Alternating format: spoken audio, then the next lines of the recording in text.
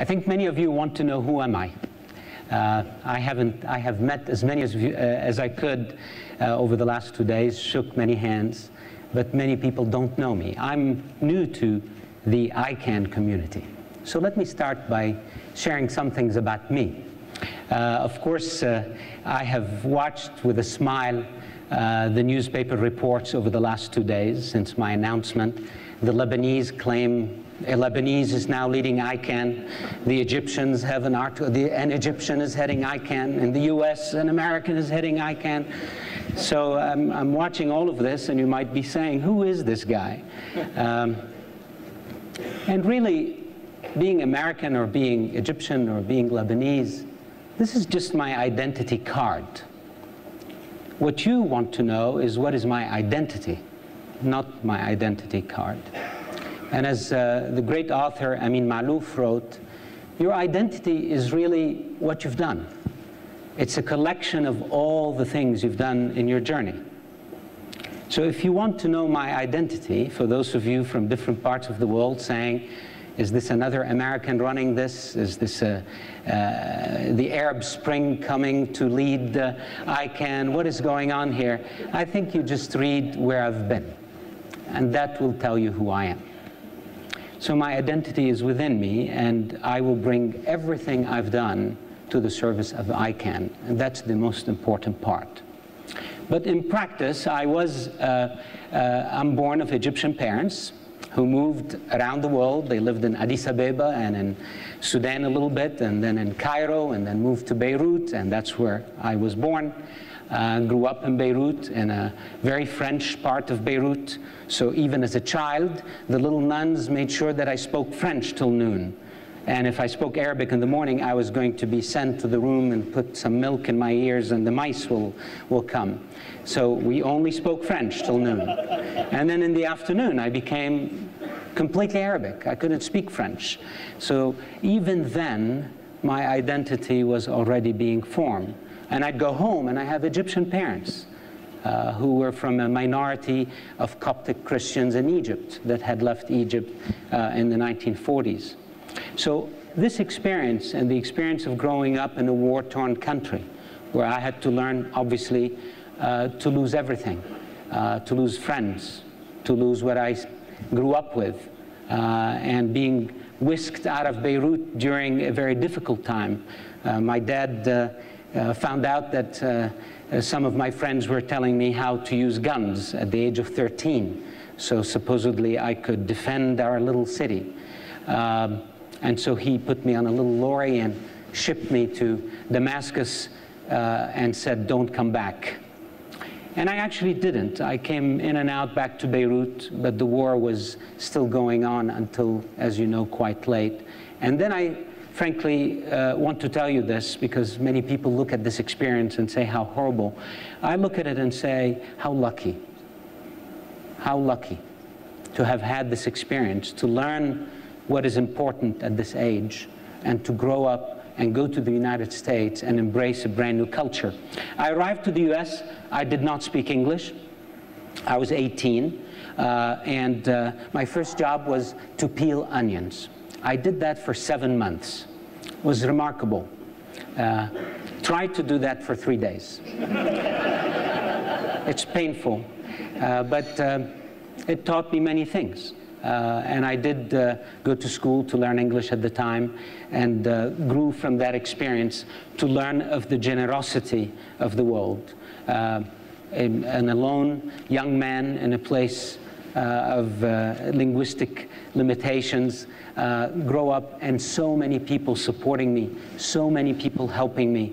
I was talking yesterday to someone here who used to be at Bell Labs, a place I stopped by along the way, and I shared with her how AT&T covered all my expenses to go to Stanford University, and paid my salary while I was there, and didn't ask me to come back and work for them.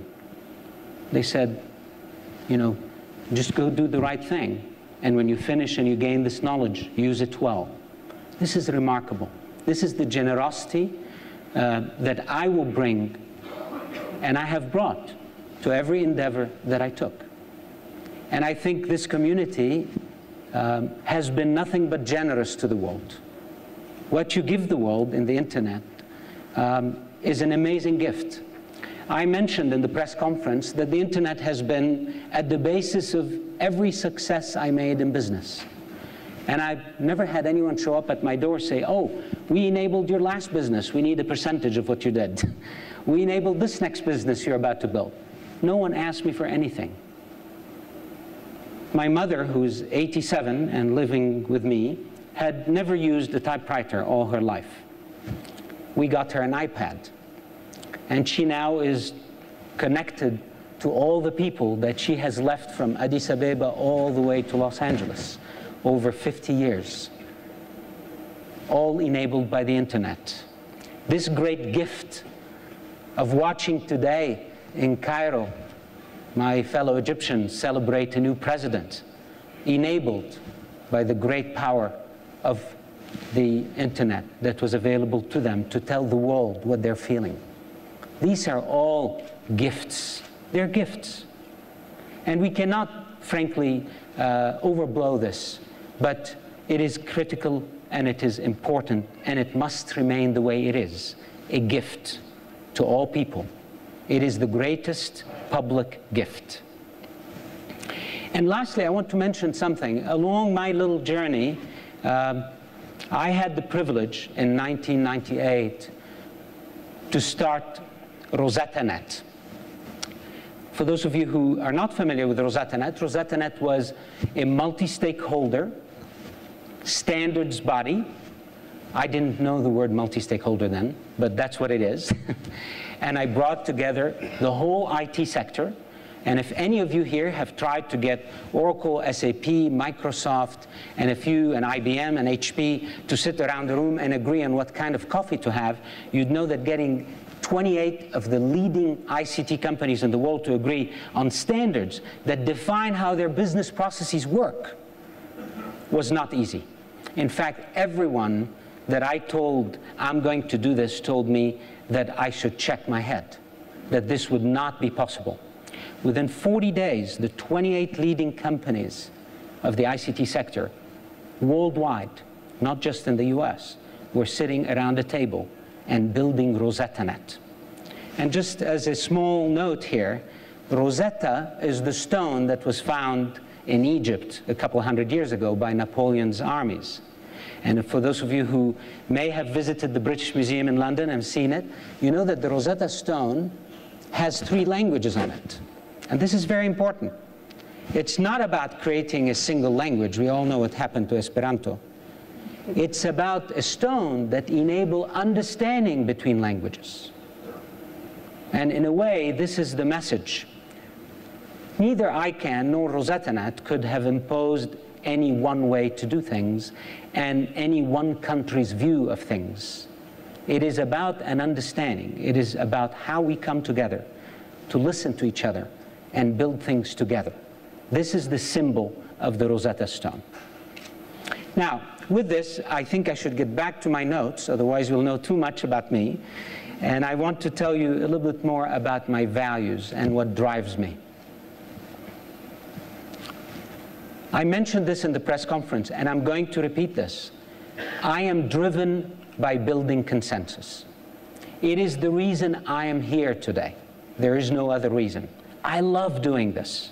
Bringing communities that on the face of it could never be brought together to agree on common things is exactly what I strive to do. And I do it not just here, I do it in my community, in my church, and also in my home, in my family.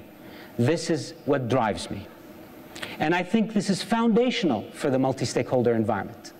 If we do not start with this, we will only deliver words. We will not do it. And I am all about inclusion. And inclusion starts by stepping out of the organization and looking at it from the outside. Not being inside and seeing everything our way.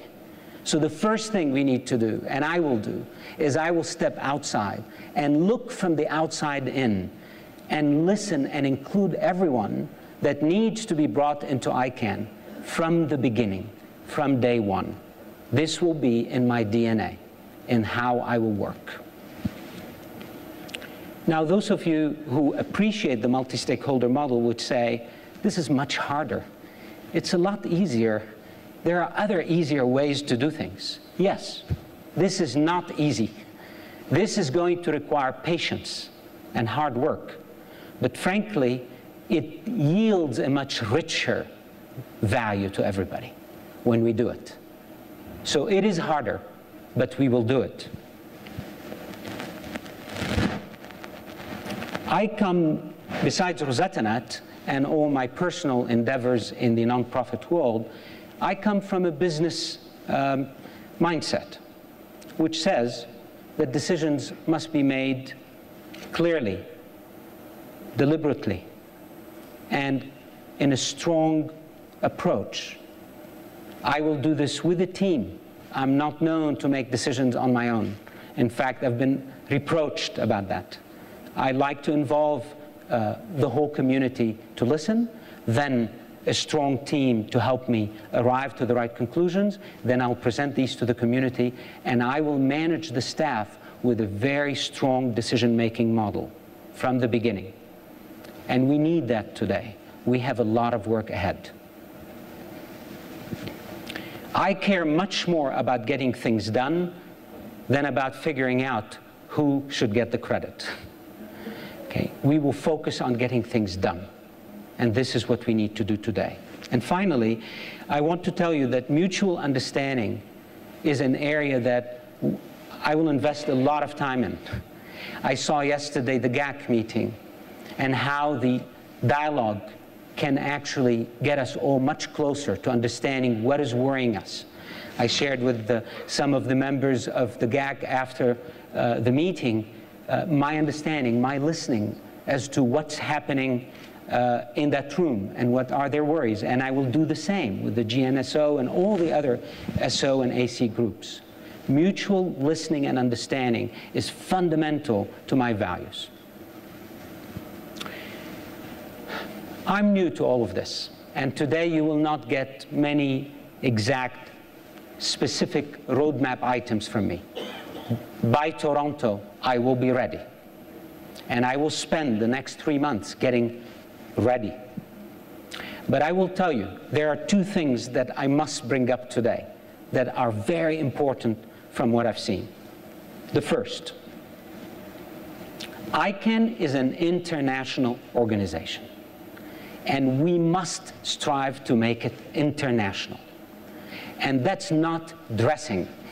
That is not an office in another country. That is not that I speak 4 languages. Being international is from inside out.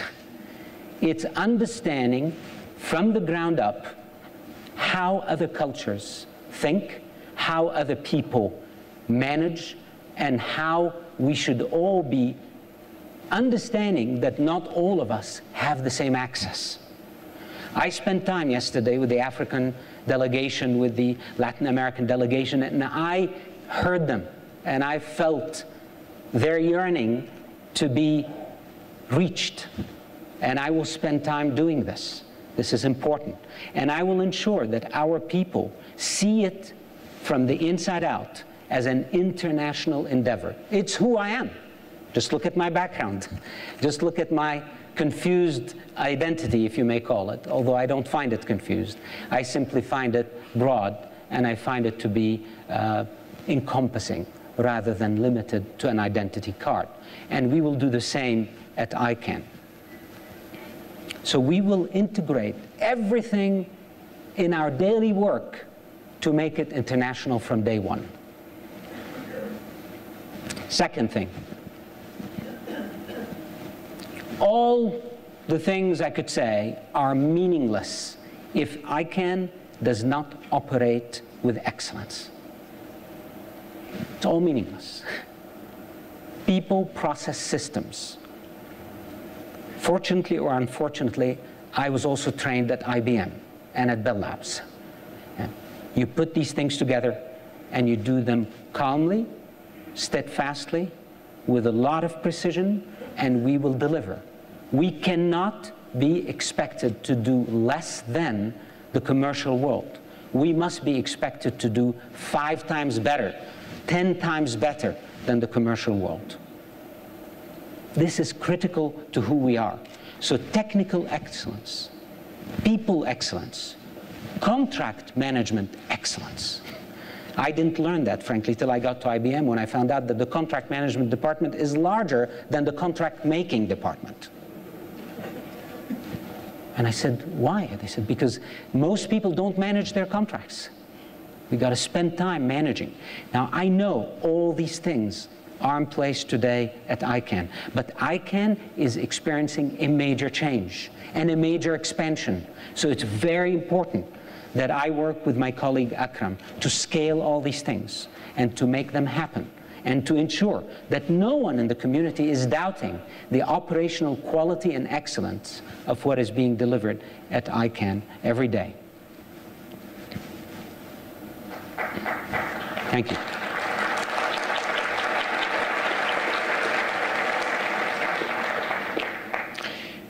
Look, these are times of great change for the ICANN community. The very fact that I'm here, someone who did not grow up in the ICANN community, that's change. But I do have the background. The internet has been every part of what I've done. And I have the technical background. I used to teach computer science. So I will bring all my qualities to the fore. And I will work with this superb team that I met in the last few days to actually make sure that this change doesn't bring us to our knees, but rather it becomes a moment of greatness for us. But in doing that, and in doing it in a steadfast, structured way, we cannot become a fortress. ICANN cannot become a fortress. ICANN must become an oasis, a place that people see and come to because it works, because it makes sense, because it's efficient. And an oasis also because ICANN is part of an ecosystem. We're not alone. We don't run the internet, in case anybody thought we did. We're part of an ecosystem of companies, of institutions, of fora that make this whole enterprise work. This sacred enterprise that has brought so much to people. You heard Andre speak about what it's done to them. All of you know what it's done to your lives. So we have to keep ICANN as an oasis. And that, I hope, is what I'm remembered by when one day I pass the baton, hopefully as graciously as Rod, to the next person. That we keep ICANN open just as it is today, and have it become an attractive place. The multi-stakeholder model is also our responsibility.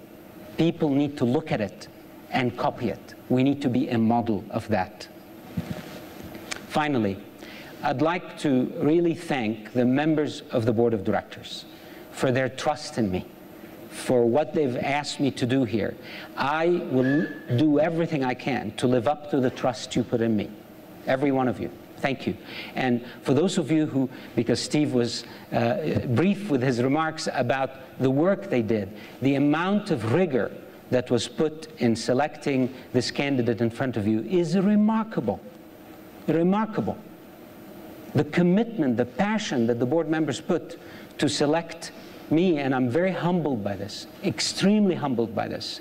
I will approach this role with the same humility every day until we pass the baton to the next leader. Secondly, I want to thank the staff, those I met and those I look forward to meet, for welcoming me. I'm your least. I'm going to be, hopefully, the one that will help each of you become very successful at what you do. And I know how hard our staff works. And I'll take care of giving you the best environment so that you can grow. And I want to thank Akram for stepping in while I'm trying to wind down some other things. Akram, as many of you know, is a friend, is a colleague. I have the utmost confidence in his ability to do what needs to be done, not just in the next 3 months, but hopefully in the years ahead, while he and I walk step in step to deliver the ICANN you all want. And finally, I want to thank my wife, who's here,